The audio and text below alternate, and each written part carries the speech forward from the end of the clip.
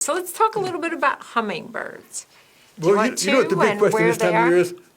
Where's my hummingbirds? Yeah, I had hummingbirds last year. I had a lot of them, thousands of hummingbirds. I don't have any this year. Well, it's because you're in North America, and they've been spending their wintertime down in Central America, where I should have been actually. Belize would have been nice.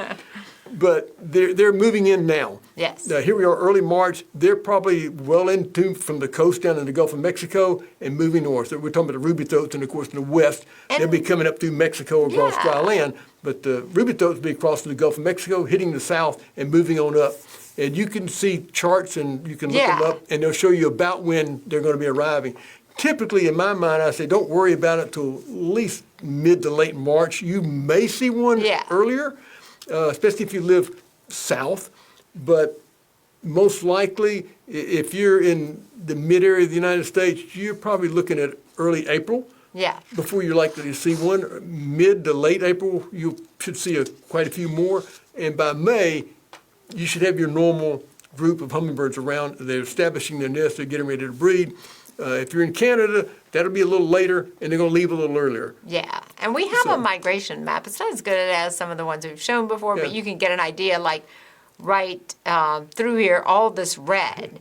Now that is March 16th through the 31st, right in here. Now to go a little bit, more north, you're looking at like April or so, I think, when you're going to get your hummers. But anyway, there are a lot of maps out that you can find online to tell you when they're coming. Yeah, there is. And you'll see these early dates. Remember, that's when the early date is that they're going to start arriving.